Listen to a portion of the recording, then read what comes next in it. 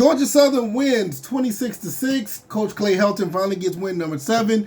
Georgia Southern finally gets win number 7 after 2 years of going 6-7. All is well. This game felt pretty dominant by Georgia Southern for the most part. We got a whole bunch of turnovers, 3 interceptions, not a forced fumble, but we got a fumble recovery. We also were able to run the ball late. It wasn't really a big thing to run the ball like we wanted to, because we could have started off, a little bit better. But we was able to move the ball a little bit on the ground later on in the game, which that helped as well. For the most part, Georgia Southern really, they did not try to do anything crazy. I think they learned a lesson from the Troy game and other games when they tried to do crazy stuff, some crazy play calling. They pretty much kept it simple, almost a little bit too simple, because they had chances to go over the top and actually do some damage against this Coastal Carolina team, and probably could have put up another 13, 14, maybe 17 points. But nevertheless, we'll take it. 26-6. How about what was that play by number 9, Justin Myers? That basically said that, to me, that was the play of the game. Justin Myers stopping Bennett after running for 60-something yards, tackling him at the 2. You guys have no idea how much of a game changer that play was, because that could have been a play where it could have been a tie game. I can't remember what part of the game that was. It could have been a tie game, but we held them to 3. That was a really big deal. Oh, yeah, something like, I can't remember. No, I'm sorry. It was in the third quarter, so it could have been a 3-point game if they would have scored right there, or it would have been a tie. I'm looking at them. I'm tripping. I don't know. Nevertheless, but you know what I mean. It could have been a much closer game, and that was, to me, that was a game changer. That was it. Shout out to everybody else who did their job. The players on the field, pretty much, they were the ones. They did everything they're supposed to. Marcus Sanders came in with the touchdown. Durham Burgess, I mean, what can you say about him? We all talk about the Josh Dallas, the resurgence of him, or the emergence of him. He comes through this season and looked like wide receiver 1, but Durham Burgess comes back and reminds you why he is the man, why he is the wide receiver. 8 catches for 98.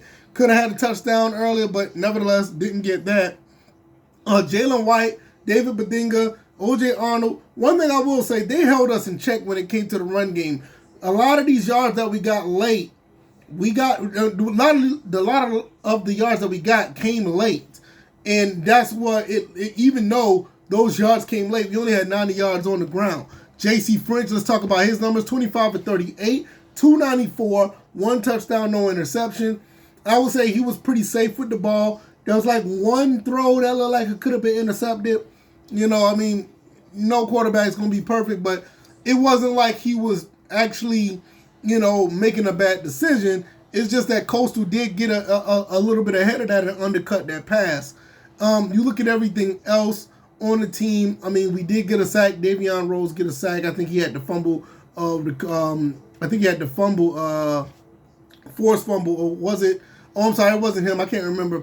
But you seen what we was able to do there. He did get 1 sack in the game, and actually we did recover a fumble earlier, which pretty much kind of shut the door on not Georgia Southern, but on Coastal Carolina. How about that other interception by Dorian Smith? That was another one that was a really huge interception that set up the Jalen White touchdown, and Chance Gamble definitely absolutely shut the door on the game with his club interception.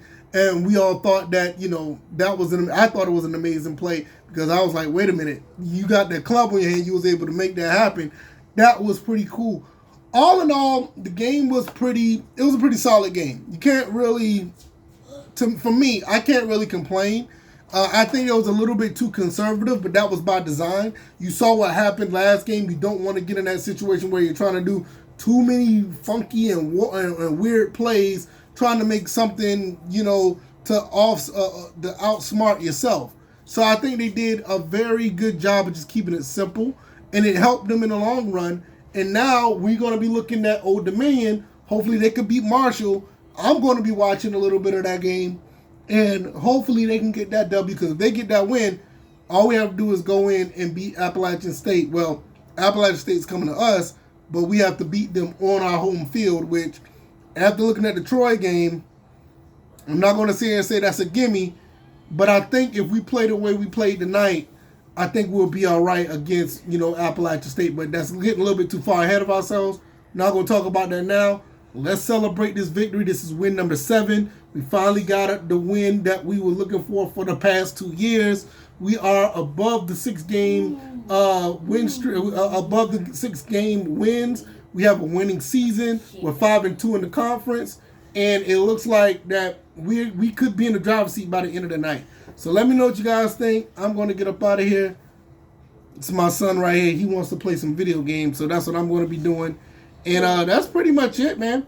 Y'all take it easy, and I'll see you guys in the next one. All right, y'all, I'm out. And back to come to my house. He's coming to your house? Yeah. Talk to your mom about that. All right, y'all, I'm out. Okay. Peace. Peace out.